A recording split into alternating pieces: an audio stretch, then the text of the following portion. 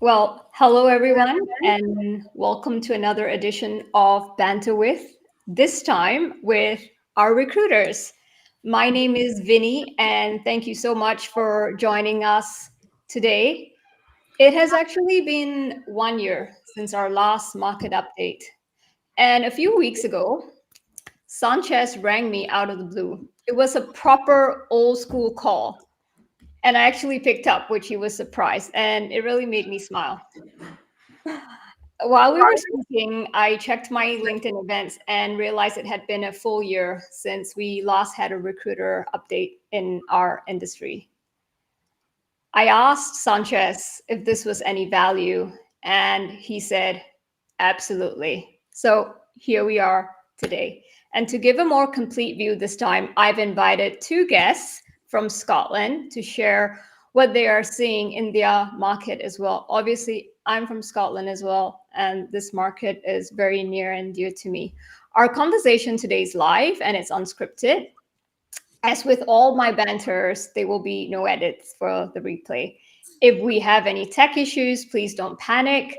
Suzanne Morrison, my partner in all things outcome over output, will be looking after the chat and she will let you know if there's anything. And if we drop off, we might return to a new link or so, but I know Suzanne and I will get it covered.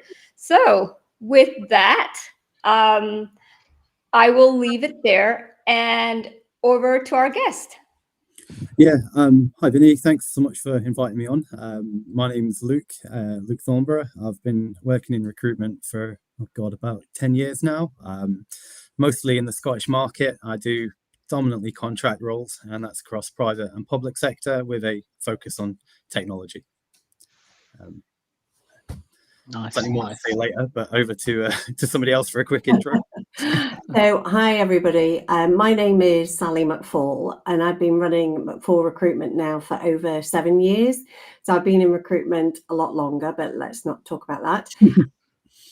The areas that I focus on are digital and design roles, predominantly in Scotland, but I also work with some clients in London as well. So mainly within sort of financial services. So that could be sort of fintechs, retail banks, investment banks, but then also what I would term sort of the professional services business. So Vinny reached out to me and asked me if I would get involved in terms of today's session. And I just think the market has changed dramatically over the last 2 to 3 years. And I hoped that, I really enjoyed the last podcast that was done. And I really hope that having an honest and open conversation will maybe help in some way, help to give some clarity, maybe learn some tips and tricks. So, that's really why I wanted to get involved. So thank you for asking, Vinny. Nice guys. Obviously was here last year. Name is Sanches Clarke, senior consultant at the Fosse, who are obviously a tech recruitment agency of many other things, such as our training model with our Fosse Academy. Also do Innovus, which is more of our consultancy offering as well. So 4 relatively strong service lines because we've got executive recruitment as well. I work specifically within the agile and product domain. No industry in terms of financial services or public sector, but so industry agnostic there, but work specifically within agile and product at the Fosse. Well, thank you. Thank you, guests, for being here today. So it's been 1 year since our last update. Things have obviously changed quite a bit from last year. How about Sanchez, if you kick it off and tell us what's changed, what's different? Yeah, no problem. I think this time last year was a dark time for a lot of people, right? I think it was quite there wasn't really a lot of roles around. A lot of people were being made redundant. I think my candidate kind of priority list at the time was probably 20 times bigger than my actual vacancies list, and I feel that the last year we've just slowly watched that scale tip back to where it should be. I think it's by no means a kind of candidate market in just yet, but I think we're probably getting that way. But yeah, I think it's much better, and I think we're still trending upwards from what the data says.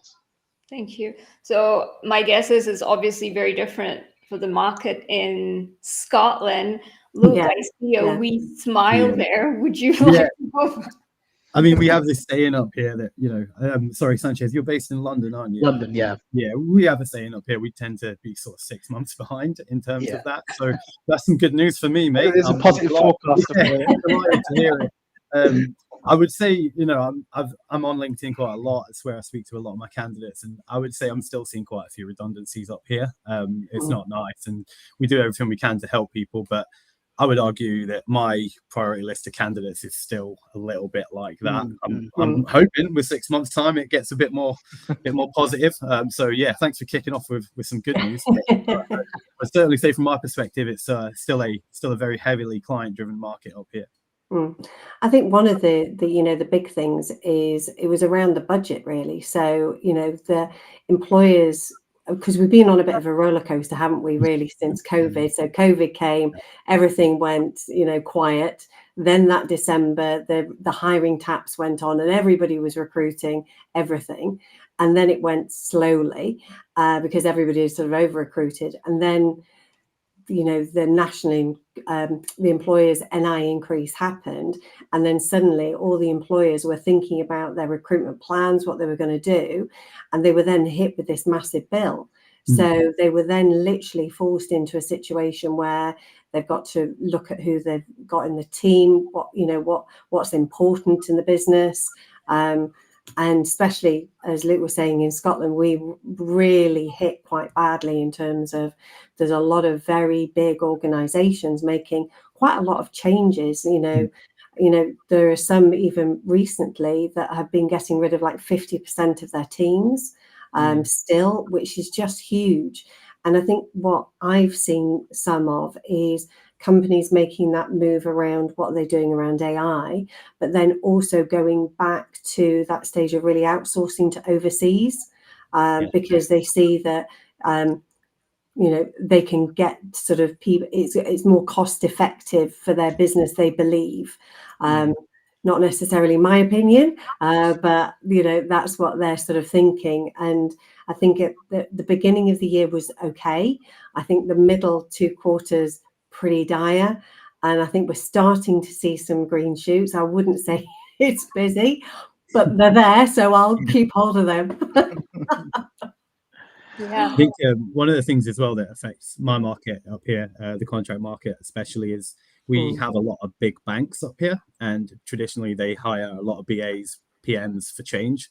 But I've noticed that their hiring numbers have really gone down, and that kind of has a double effect, because not only do you have less roles, you also have double the amount of amazing candidates on the market, and there's nowhere to put them. I would say, like, professionally up here, there's some really, really well qualified people, but because it's slowed down at these main institutions, like you touched on, Sally, that's having a double effect. You've got great people and only half as many roles, if that, to be honest.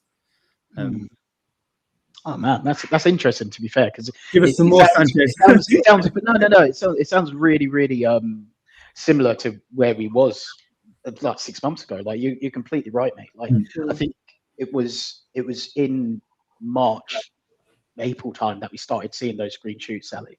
That have led to a Q3 which eclipsed our Q1 and Q2 combined, and a Q4 which is forecasting to be stronger than our Q3.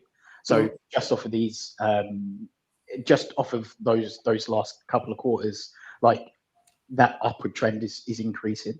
I think specifically around outsourcing and stuff like that, I think it's quite cyclical. Like maybe it's hitting you guys all at once, or it feels like it's hitting you all at once. But I think over the last couple of years, I feel like I've watched a number of different large businesses try it and probably end up backtracking, and then it's just like a pendulum that swings, isn't it? Because they'll say we need to save on our like bottom line operational costs, so we're going to outsource to like further east or nearshore in one of the Baltic countries, but then ultimately they see that there's kind of an opportunity cost of relying on people that are in different time zones, are further away, maybe have a lower sort of skill threshold in comparison to the talent that you can get in the UK as well. So I feel like if that's like an influencing factor, you will probably see the same way that I've seen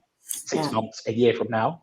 Then those sort of problems that on the surface at first, when people are making that quick cost saving, are going to start rearing their head, and then the questions start getting asked. Are you finding at the moment, because I think for me the roles that sort of I'm getting in, because clients don't necessarily have that sort of big recruitment budget, in a way, they're being very specific in terms of what they're looking for from a candidate, and very not only sort of what they've got, but what they could, and they're just, I think the process for me anyway is being a little bit more in depth. And it's the first time I'm really seeing also, and I know this is going to sound terrible, but clients really scrutinizing CVs in terms of what they're getting through. And if they don't like the CV, that's it. They're not even going to a next stage. I think. Are you seeing something similar? Yeah, I mean, you'll be the same, right? It's the same on LinkedIn. You see a post and you're like, that was written by ChatGPT, right? You can spot it a mile off. And I think I'm seeing that a lot with CVs. It's got the same formatting. It's, it's so easy now to change a job description, a CV to match a job description absolutely perfectly just by chucking it through ChatGPT. You might not even have that skill set and you're just putting it on the CV. So I'm seeing like perfect CVs for the role, but then when you speak to the candidate, it's like, oh no, I was in a team that touched on ERP, or I was on a team that worked with Oracle. And when you drill down, they've got Oracle Fusion on their CV because they know that's what I'm looking for. But they were part of a 20-man team and maybe looked at it one Friday. That's what I'm seeing as well. It's getting easy to do a very good CV, but whether the truth is all on there, that's another option, isn't it? It's another conversation entirely, really. Luke, I'm really glad that you brought up the AI topic. I think I'm still one of those old school people. I still have a me-made CV. It's a human-made CV. However, I feel like I can understand when candidates start looking at the job advert and getting AI to mimic that, because the job market is really not great out there. Yeah, and you can't blame people, right? They're trying to put food on the table. Exactly. And they're doing it again and again and again. And with AI, like the three of you, you're here because you all have relationships with your candidates. And that's how I know you. And you rang me and you spoke to me, and that we still very much need that. However, with a lot of other people where there's bulk applications, AI is being used. For example, I was told recently that I need to state that I am a British citizen. And normally I would not do that, because apparently if I don't state I'm a British citizen, the tracking candidate system will not pass me through. So that's a post that I read. But I know you're going to, Sanches, I know you're going to say something, but I just want to pause for a while and say big hello to our people who are joining us and people who are watching us. I want to read out some comments here. Craig, it's a total horror story in Scotland. I agree, Craig. Can't work flexibly anymore in London thanks to IR35 and mandated on-site flexible working. Now, this on-site working is really killing a lot of people. I've frequently said that not all the great people, great Agilists, great product people live in the same postcode. Today, I saw a post by Adam Grant, who is a very, very famous organizational psychologist. Some of you may know him. He has actual data after 4 years, basically saying from Glassdoor that it's not working out. People are less productive, and I'm reading from my phone just in case I've got a screenshot, and it's basically saying that the work-life balance is actually suffering, and companies are failing to get people, and they are more miserable. Luke. Yeah, I 100% agree. Like IR35 for me, don't get me ranting. I'll be here till way after dark about it.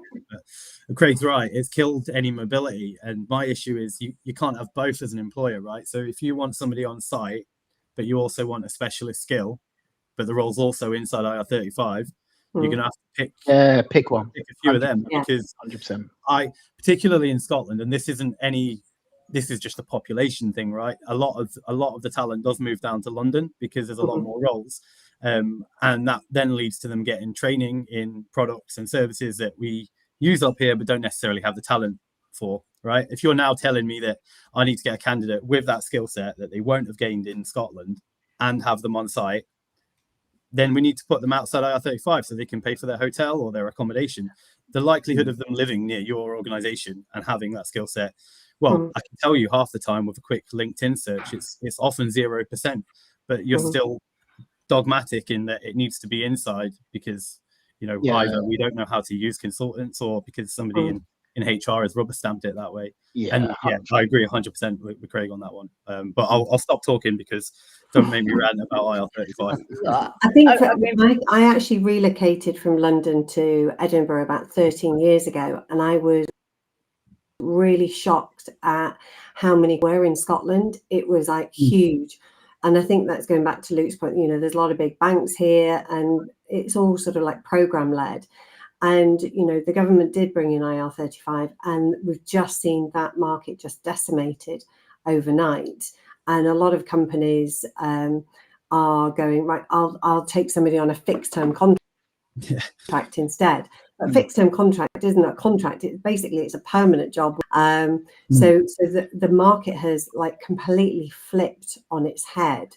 And then if you try and then bring in some of like the skills, then that again has an impact. And one of the things that I found is there's actually a very small population of people that live in Glasgow that will travel over to Edinburgh and vice versa.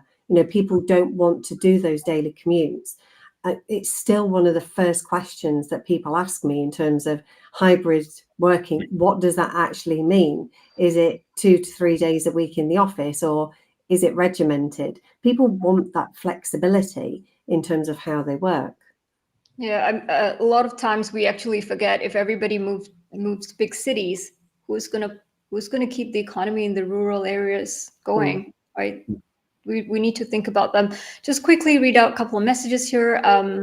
Alexander Bunch, my whole team got stood down last week in Edinburgh. Really sorry about that. It seems a lot of teams get sent down, or redundancies are always announced close to Christmas. This is my feeling, and this is what I feel. We have a quick question here, and it's from Roger. I'm assuming that applying for jobs via LinkedIn is a pure waste of time. As a job seeker, how many recruiters should I build a relationship with? 3, 10, 50? 3. You can't manage 10 relationships. Well, I mean, we are living proof that you can manage more than 10 relationships, but it is a full-time job for a reason. I think if you can find 3 credible recruiters, no promotions here, but 3 right here, you can speak to us on a daily basis, on a weekly basis, and maintain that relationship. I think recruiting, is it worthwhile applying to a job? Like, if you're looking for work, you need to. There are definitely other avenues that you want to go down in terms of relationships with recruiters, relationships with old colleagues that might have ins that recruiters might not even have access to. But ultimately, if you don't apply, you're never going to get that job. If you do apply, you might get it. If you don't apply, you won't get it. So you've got to be in it to win it, kind of thing. Yeah, LinkedIn is still a really good mechanism to connect you to recruiters that will have roles within the field that you're looking for. And actually, then you can develop the relationship with the recruiter. And for me, I think the recruiter, the good ones that are out there, they will really know their clients. So they'll know what their clients are looking for and potentially what's missing on a job description or the direction of travel that they're going in. But also that recruiter can really help you through the interview process. So I think one of the things that I'm finding is, so I always do interview prep with all of the candidates that are going through interview with myself. They hate it, by the way, but they do find it very beneficial.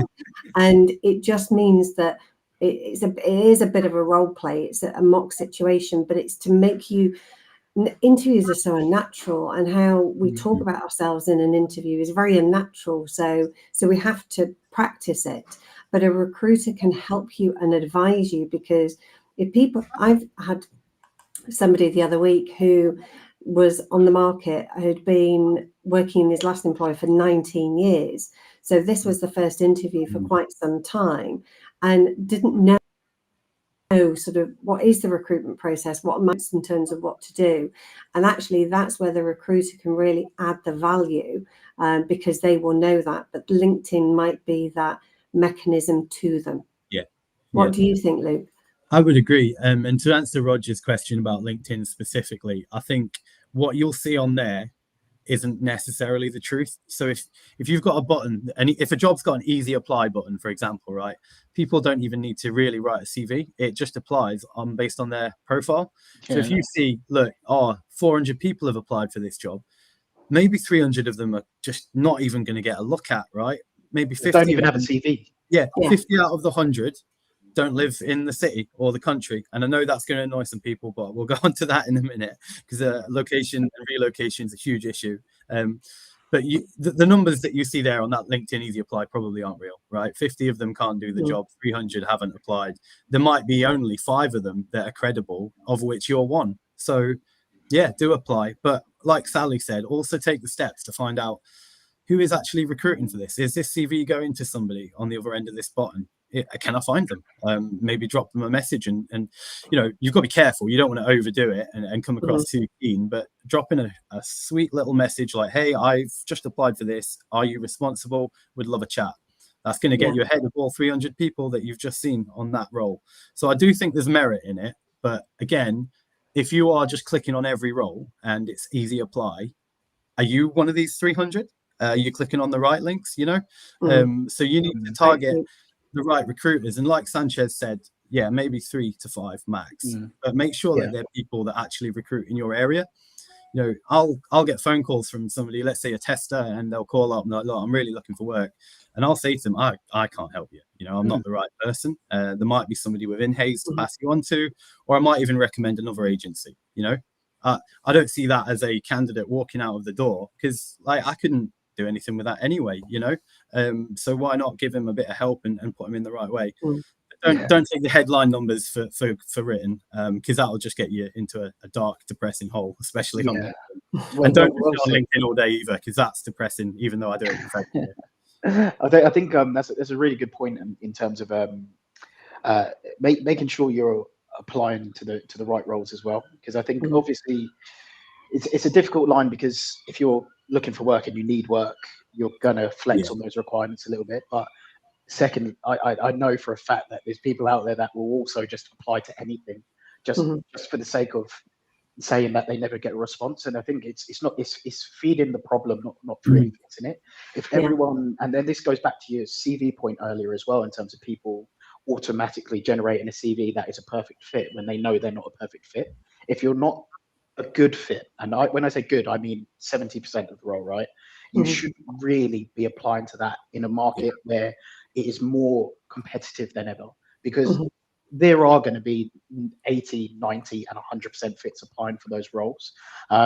Like, you might get lucky and get through, but these are the times when you hear, I was picked to the post, because there's that person that is actually like that perfect fit.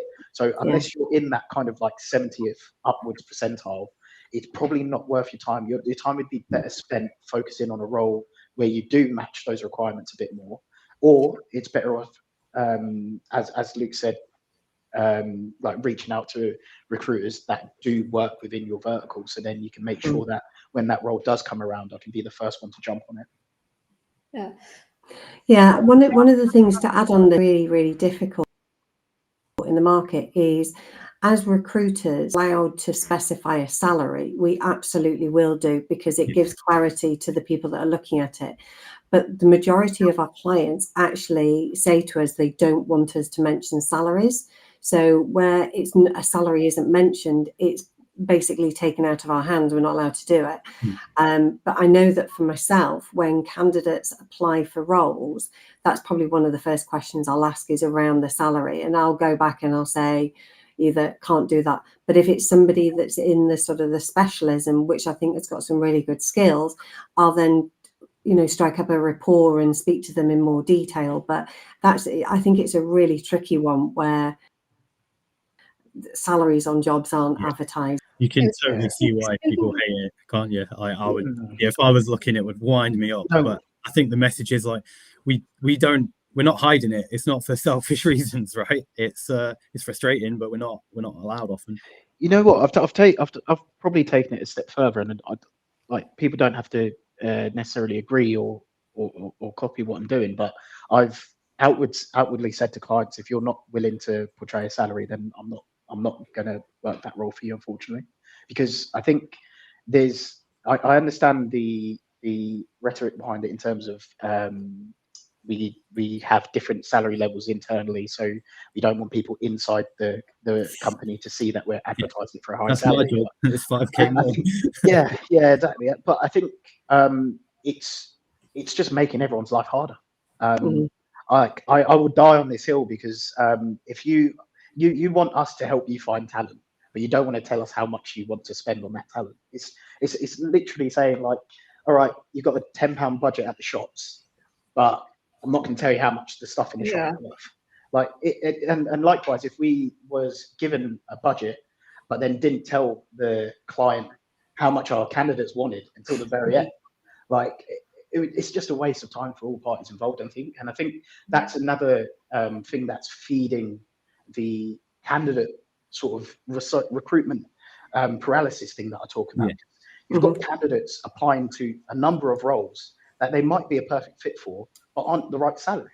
So if they knew the salary in the first place, they wouldn't apply to it. We'd only have the right people applying. That would save time. We'd be able to place the roles quicker, and everyone would be happier, I'd imagine. But honestly, put me in front of people that decide this, and I'll have it for a long time. You sort them out. I'll sort out the IR35 lot. So while we're on the topic of salaries, I have a few friends who are actually looking for work. And what we're finding is salaries have dropped by quite a bit, significantly. Meanwhile, cost of living has gone up. It's really shot up. For those of us who live in Scotland, we need heating at least 10 months a year, right? Maybe 11 if you're me, right? Because we only got 2 weathers, which is cold and June. These are the only two seasons in Scotland.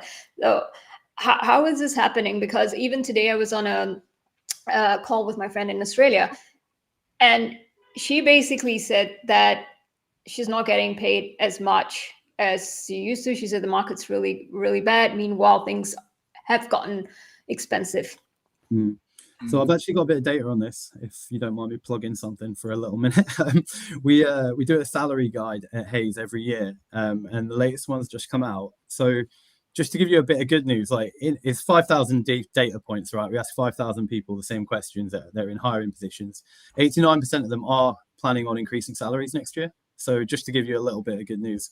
However, by 2.2% was the stat I was given. So it's still not gonna beat inflation either, is it? But a bit of good news, because I know I've been a bit doom and gloom. It's our salary guide says 89% are going to increase salaries next year.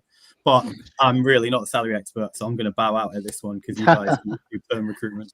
So I think for me, what I've seen with my clients is their salary in terms of what they're hiring somebody in at has stayed stagnant for the last maybe 3 or 4 years.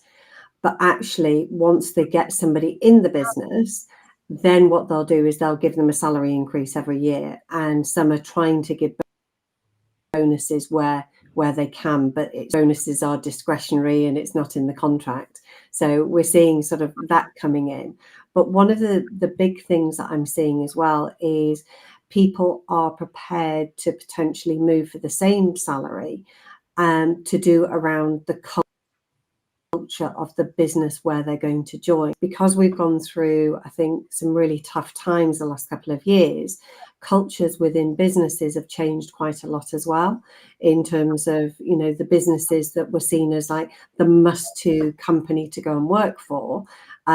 They're going, you know, the pressures in the business have created this not so nice culture there now. So people are actually wanting to move to somewhere where they feel as though they'll get development, they feel as though they'll get involved in interesting projects. So it's a bit of a complexity when people are looking.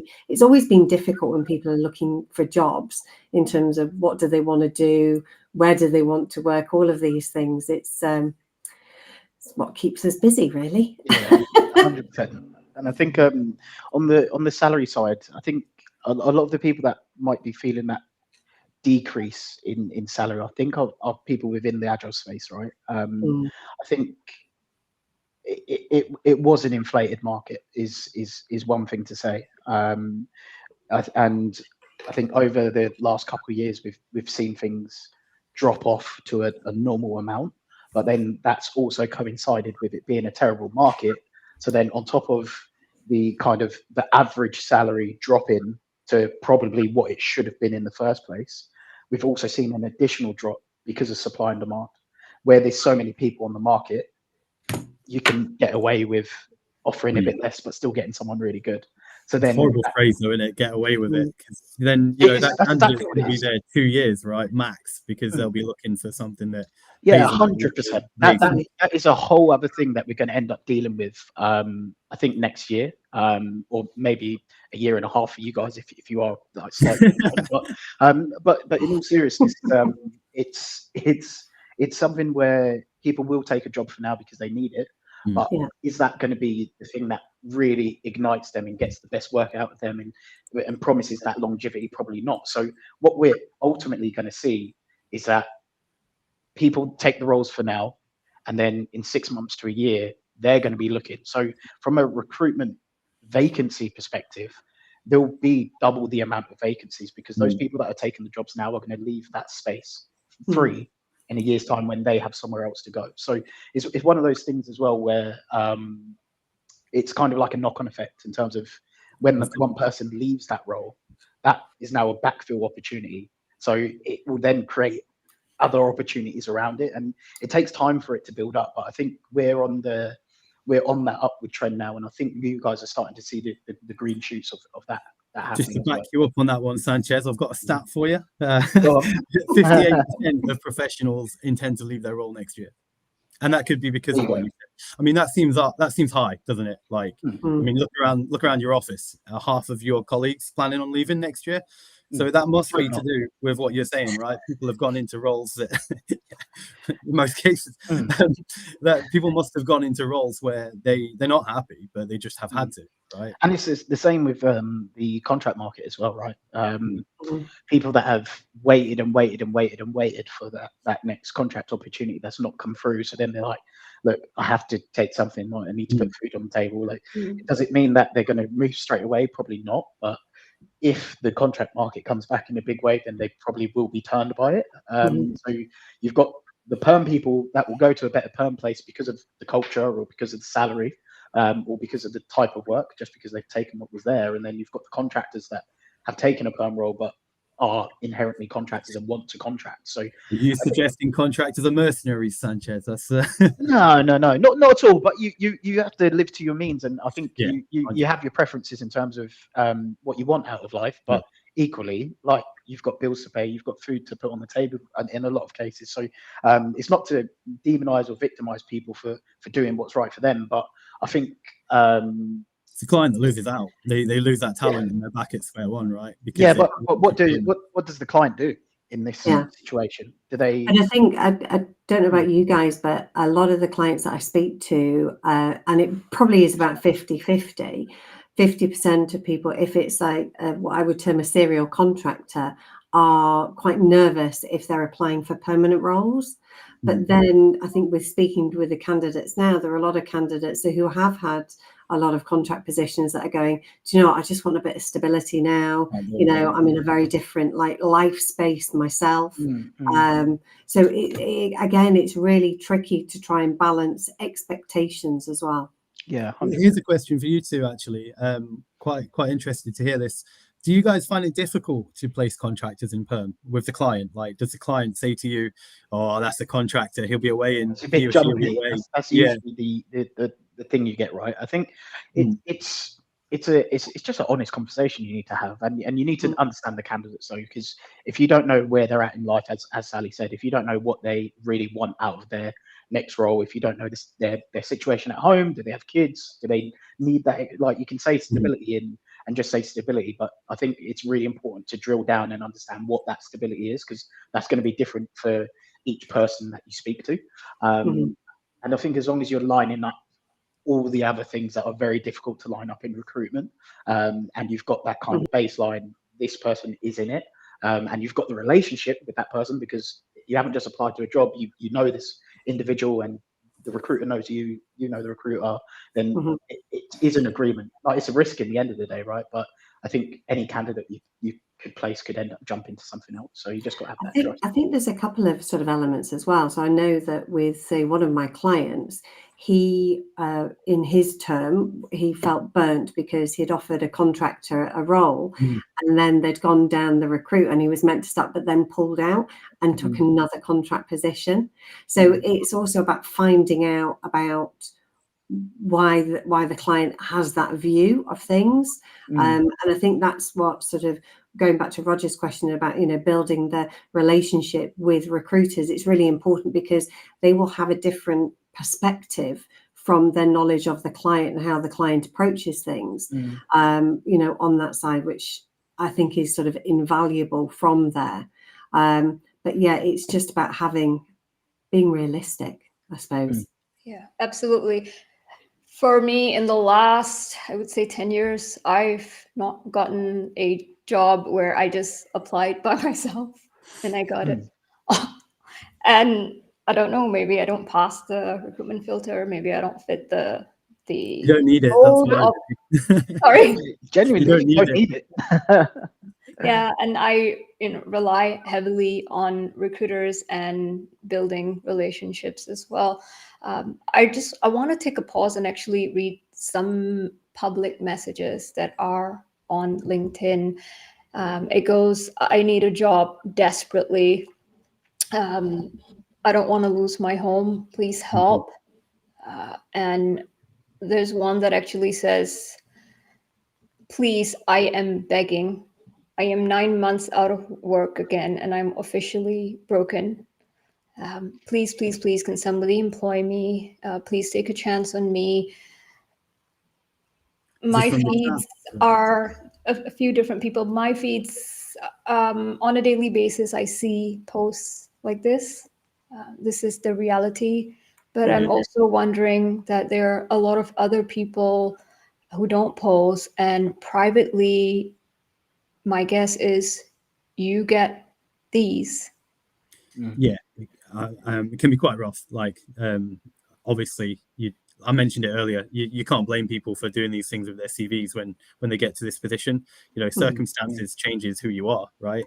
You can be the happiest person when everything's going well, and when something gets really bad habits will creep in, and it's natural. And yeah, I just want to say, like, I do get a lot of this from contractors, and I really do feel for them. Like, if I could help everyone, I would. Like, and I think anyone on this call would.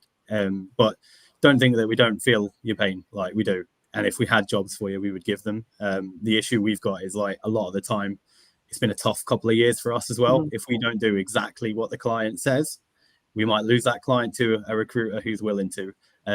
So we do have to be a bit hard-faced sometimes and say, I can't send you to that job because you're not right for it. But don't think that when we put the phone down, it doesn't affect us, because it does. Like, 100%. And I'd add as well. Like, when like that those messages are so hard to hear, because like, I can empathize with exactly the situation that they're in, and were it in our actual control, we would fix it in an instant. But we have to. There's people that I've worked with candidate-wise, have been out of work for 7 months, 8 months, 9 months, and over the last probably like 4 or 5 weeks, I've had the pleasure of placing like 4 people that have been out of work for more than 6 months, right? And the relief that you hear in their voice when they accept that offer, it's genuine relief. But that only comes from having those conversations with people. And if he just applied to roles, I might have picked up the phone to him at one point, but it's more about having that relationship and knowing exactly where they're going to fit. And he didn't apply to, none of those people, by the way, applied to the roles that I've placed them in. I know they are looking, I know they'd be a match, so I'm going to put them over here. So that's why I'd say like you can't rely on someone to get you that job. Like you need to try and take control where you can, and don't just rely on luck in terms of just applying like that, because there's more that you can do. I know that's probably not what they want to hear right now, but things are improving. GDP growth is going up for the first time in over a year, I think. Interest rates are dropping. We are, stats for you as well. We have seen in the most recent UK staffing trend market insights, increase in contract vacancies year on year has gone up 8% comparison to last year. Contract placements have gone up 13%. Perm placements have gone up 5%. So very, very, very small numbers, but they're going up. For the first time in a long time, they're not stable, they're not going down, they're going up. So I think that is a smaller ray of hope I could give someone that's in that situation. To add to that as well, like if there's any contractors listening that have been out for a while, I don't know where people get this from, but if you need to take a rate to get you through a little bit of a stormy period, you do that. Nobody is going to ask you, well, I certainly don't ask people, what was your last rate, right? That doesn't mean you're never going to get back to your £500 a day PM contract or whatever it is that you do. If you do need to take something to survive, no client I've ever had has asked me to prove what your day rate was. It just doesn't happen in my experience. You might be different for you, but if you need to take something and it's just going to be a hit to your pride and it's going to get you through Christmas, just do it. And then the next role will come along and you'll be back to the rates that you enjoyed previously. Just a little bit of advice for people. Don't be too proud. You don't need to tell people what you were paid in your last position. I guess Sanchez, sorry, Sally, hearing you say that, I've always felt envious for those that live in London, because I feel that this is the London market, and every time I see job roles being advertised, it's always London. I'm out there. I'm living this with everyone. I've obviously worked for myself, so this is what full circle moment, right? Because the contractors in Scotland, they can't go down to London because most of the roles are inside IR35, and the day rate's going to get absolutely eaten up by their train. There's another conversation. Their train and their accommodation is going to eat the rate up. As Craig even said, to go to Glasgow, it takes you 2 hours one way. A lot of people said, but it's just an hour. It's like, not everybody just lives at the train station. Sally, I cut you off. No, it was just to echo really what Sanchez and Luke said. It's really, really tough times, and hearing people's stories of trying to find jobs, what they're doing to find work. One of the reasons why is, that we want to help people. We genuinely want to help people. We want to help place them in roles and for them to have great careers. That's ultimately what we want to do. And so that helping gene is sort of in us. And we will really do as much as we possibly can. Sometimes there's stuff that we can't do and that's not in our control. But where we can, we really do try and do that. And, as you guys have said, to place people who have been out of work or, have been made redundant, where they've been in a role for X amount of years and this is the first time, it actually generally gives us in terms of being able to do the job, like hands down. Love it. And just to hear people just go, thank you so much, you've made such a difference, and I'm just absolutely delighted. So Yeah, I guess that's another side of things that maybe we don't see as candidates. Yourselves, recruiters. I've seen recruiters even being made redundant out there. We put our trust in you to actually do the part that we're not great at, which is sales. And I would it be fair to say that your client pool or your talent pool, your client pool has gotten a wee bit smaller than it used to? I would say absolutely, but that's because when I was at Harvey Nash, I was enjoying a really nice framework where the jobs came in from all the public sector. So we're not on that anymore. So I'm working a little bit more on the sales side to build up my client base. Definitely seen a drop off, but even back when I was at Harvey Nash, like the roles really dried up like massively. Even from the public sector frameworks, like we saw a huge reduction. Also, yeah, there's also opportunity, in these kind of times to gain new clients, because you mentioned, one of the things that people are really keen on is saving money. And there are definitely candidates out there that can steer your organization through a tough time and will save you, hundreds, thousands, if not millions. Which is funny when they sort of haggle over a 5K salary for somebody who can completely turn your company around. But yeah, there are roles out there. I would definitely say my client pool's growing, but that's only because I've just come back into recruitment and I'm sort of starting back up again. I don't know how you guys are feeling. Maybe London. It's all good smiles for Sanchez. No, not all good smiles. I think it's as I mentioned, like with GDP growth increasing, interest rates coming down, like all of these things like have a knock-on effect to like buy-in confidence, I guess. Like businesses having money to actually spend. Like over the last couple of years, it's been we won't hire unless we need someone. Not we're hiring because we choose to grow. Like if I look at my vacancy list now, it's growth, maybe replacing a resignation, but it's not. There's opportunity to be won, I think, from a business perspective, and there's opportunities out there. There is opportunities out there. I think it's just about finding them. Okay. I find that I get into really, you have your stable clients that you work with year on year out, but then there's also a portion of new clients that you don't know, that you've never worked with, and you're developing those relationships. And because it also depends on the size of the business that you're working with, as Luke was saying, it was a big framework that he worked with before, where the roles were coming in. A lot of the businesses that I work with, they might recruit 5, 6, 7 times a year. So there's sort of the more volume side of things from there. Yeah. I think PSR. Sorry, Vinny. I was just going to add, like, government spending is going up. There's X amount of millions promised in those frameworks as well, going into 2026. So I don't know if you work with them now, but I know there's going to be growth within that area as well. So there's everywhere that we look right now. As far as the UK is concerned, like growth is on the cards. I know a lot of the roles might be centralised around London, but I think with IR35, hopefully there's some positive changes that will be coming around that next year as well, because it's stifling the economy, it's stifling the job market, and I think push is going to come to shove pretty soon, because there's only so long that you can have like such a lack of good talent. Like the standards are going up across the board, so the people that meet that standard are not working inside R35. So yeah, we'll see how it goes. So I want to take a pause to say thank you to our listeners who are joining us. If you would like to follow us on LinkedIn, please do. If you would like to connect with me, I sometimes do these banter series when I feel like it, or when there's something when there's something really important to say.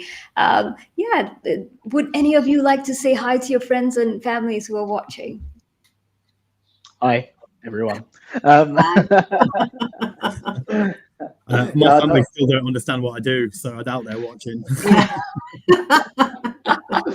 Oh man. Well, my mom and my mother-in-law watch every single banter of mine. But it's really nice. So just a quick hi. Let's do a quick.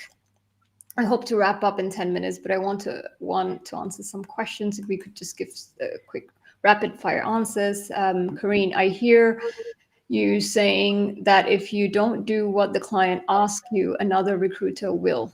Age discrimination is illegal. Do you comply with the client when they say someone is too old? I have never had a client say somebody is too old to me.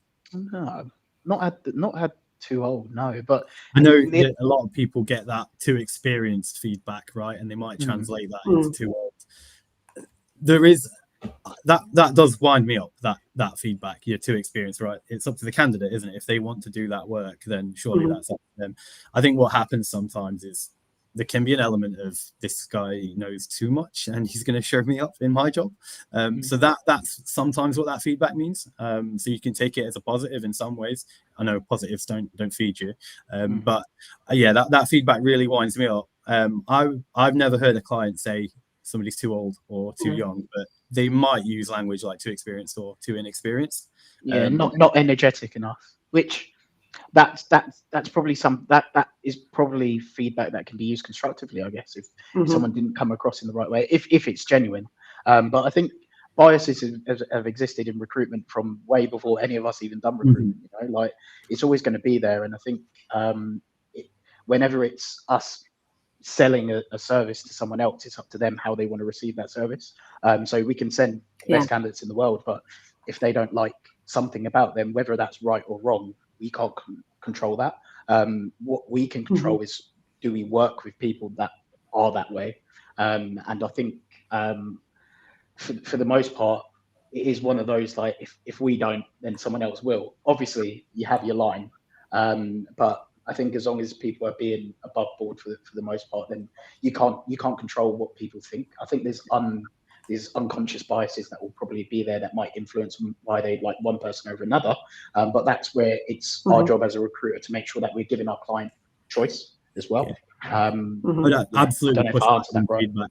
If a client gave me feedback on a CV that someone was too old, I would absolutely push back on that, and I'm sure you guys would as well. Yeah. But here's another thing. Maybe it's different in perm. I have no clue how old most of my candidates are. Like nobody puts their date of birth on their CV anymore. I don't think so anyway.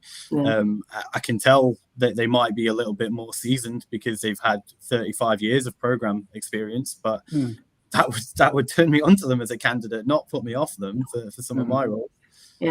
But yeah, I understand it will happen, and people, I've never experienced it, doesn't mean it doesn't exist, right? Yeah, I think some people are saying as well, like, I think I saw someone put on LinkedIn about needing to put in your age as part of the application process. Like that sort of stuff is, I don't know if you're actually allowed to ask for that anymore, but you're not allowed to ask for that. Yeah, no. You're definitely not, right? But I think if don't waste your time if that's a requirement. You know, you can complain about it all you want, but stop putting your time into places where you know you're not likely to get a result. It's a massive, if you're experiencing that, it's a massive red flag. In terms of the company, the culture, what you could expect. So you've dodged the bullet, haven't you? If they're going to be funny about age, then what's it going to be like working there? It's going to be a nightmare, isn't it? 100%. Exactly. I have a question, actually, Sanches. My question is for you. There is a huge saying that Agile is dead, and you know it's out there, and even though it's not, people do believe these things because somebody wants to come up with some other thing and market some other thing and sell some other thing. But you wear your badge proud. You call yourself an Agile recruiter. I mean, you even have PSM1. You're qualified. And you took this job, and I remember our first conversation when the market was not great. Yeah, I kind of had to double down, but I think I joined the Fosse to do the Agile desk, which was at the time maybe a bit foreign to me. But I think fundamentally, what Agile stands for, whether you put it under that badge or not, is always going to be valuable in terms of how do we ensure that what we're giving our customers is what they want. You could like put it as bluntly as that, and then it's making sure that once we know what they want, we're getting it to them in the best way possible, and we're creating that value in the best way possible. Like there's no one that has a customer that says that could say to me, we don't want that. There might be some that say we want it cheaper, but obviously that's why I think we've seen a lot of agile folk be made redundant, because they feel that the value that they're getting isn't worth the money that they're paying out. But that probably comes back to agile people not being the best at demonstrating the cost savings or the revenue generation that their actions actually provide. So yeah, I'll still die on that hill of like, agile has a space. It's not dead. If it was dead, I wouldn't be in a job, because that's 90% of what I do. Obviously do product as well now as well, but if there wasn't a market for it, I wouldn't still be here. Take me as proof that agile is not dead. Yeah. Somebody would have changed your vertical up top, wouldn't they? If there was no agile market, yeah, 100%. And funnily enough, I don't think my manager would mind me saying this, but he was telling me for a long time, like, I think you should pivot. And I said, and I outright said to him, like, no, I'll maybe do a dual approach in terms of doing product as well, but I won't stop this, because I know there's a market there. And it's just like, it's been a bit quiet, but I know it's coming back. And like, again, Q3 busier than Q1 and Q2 combined. Q4 as busy as Q3, maybe slightly busier, depends on how the numbers fall. And it's looking like that upward trend is going to increase going into 2026. So maybe potentially even growing a team next year. So like, it's not dead, to answer that really, really, really bluntly. There is so many people out there delivering value, doing what they do best. And businesses are buying into it on a massive scale again.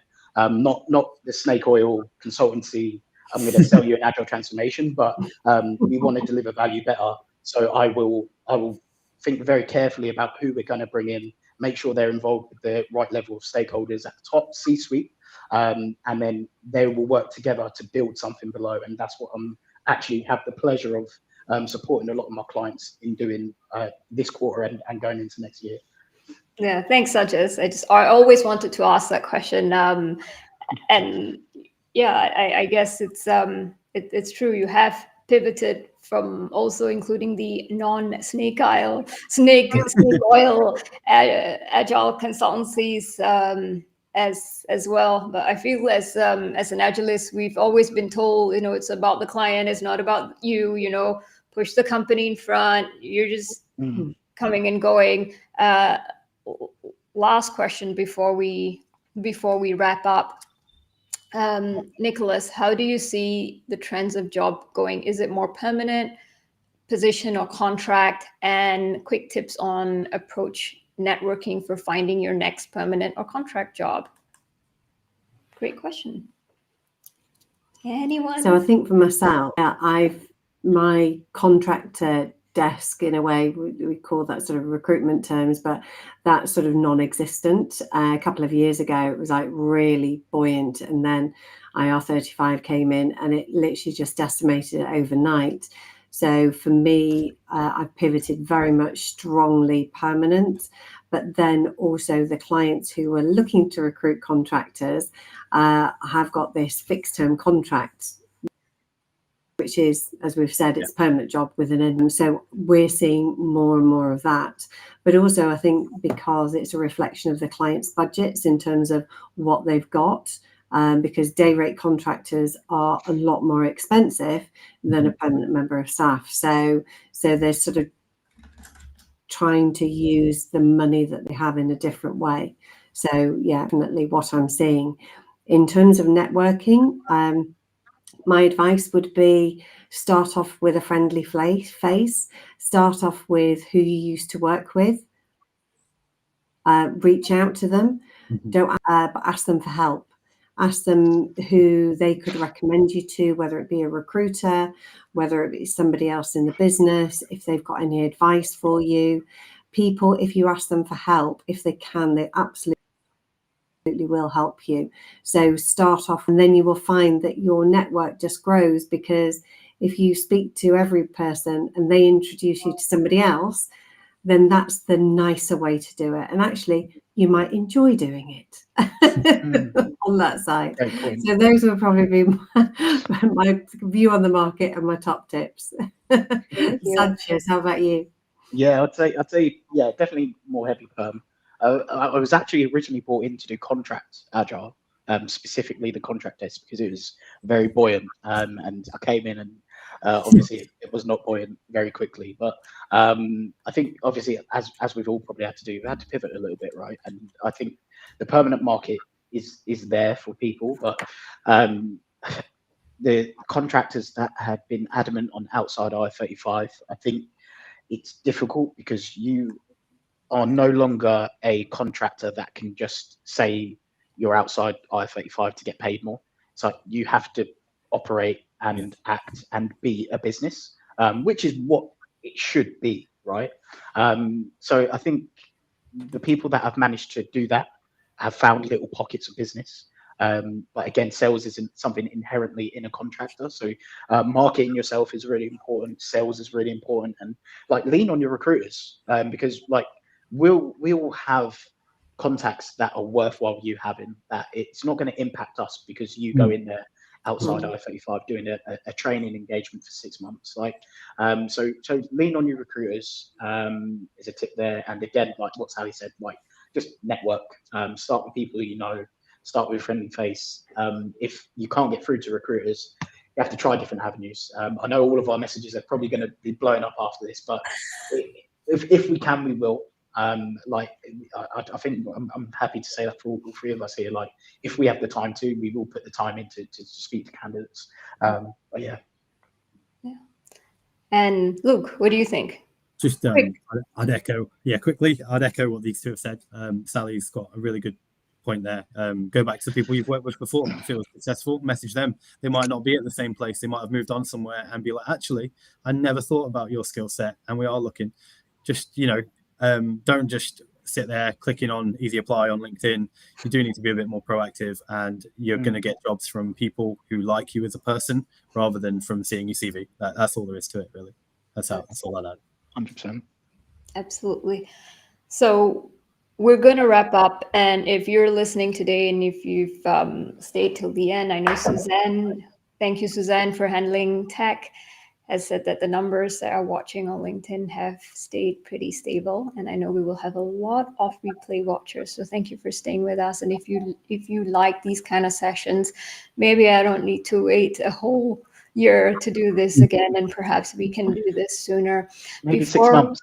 Yes. Yeah. I'll be all really happy about how the market's come back. We'll be booming then. Absolutely. Before we say cheerio, is there anything that maybe you came and you really wanted to say out there, and perhaps you didn't have the space to say there? Just a quick wrap up or something that you would like to leave our viewers with. Shall we start with Sally? So I suppose the thing for me is, it is a really tough market. And I think, really ask yourself the question in terms of what do you want to do? You've got incredible skills, incredible background, incredible history. Focus on the positives, because it's so easy to get sort of like doom and gloom, but rewrite the script to suit you. You are your best PR machine. I always say that. What's your elevator pitch? And then use that. Think about what you want people to listen from your message. And then that's the message that you give to recruiters, to the people you're networking with and your interviews. But you've got a great background and history. So start off with the positives and just keep reiterating. It can be difficult, but just keep doing it. It'll be worth it. Thank you. We're going to move on to Luke, but Suzanne has just said, I don't know if you're seeing this, but a lot of people are giving us hearts. So thank you. Thank you for the hearts. Luke, what about you? I can't follow that. That was like the perfect ending Christmas address, I just echo that, really. Nobody knows your experience better than you. You might need to get your elbows out a little bit to get in front of people. Don't be rude, be smiley, be happy. Even if it's not how you're feeling inside, we all have bad days. Just keep at it, guys, and hopefully, specifically 6 months' time in Scotland, it's going to be much better, and we'll have jobs for you. There is, like Sally said and Sanchez said, there's green shoots. Let's just try and get through this period as a community and a society, and hopefully next year is going to be a lot better for everyone. 100%. Nice, man. I'd say be tenacious. Don't be afraid of saying hi to people, or like just networking through and through. Say don't rely on AI for anything. Recruitment is a very people-driven thing. That's why we all do it. We love people, and if all AI does is strip away the human elements of what should be a very human thing. So put the extra time into doing the human things that AI can't do. That's what I'd say. Well, thank you so much for joining us today now. And I want to thank Sally, Luke, and Sanches for spending the hour with us. Actually, a bit more than the hour because we had a tech check as well and everything was really smooth. So I wish you all a good evening and cheerio until our next banter. My name is Vinny. Thank you so much for joining us today. Thanks for having us, Vinny. Thank you. Thank you, everybody.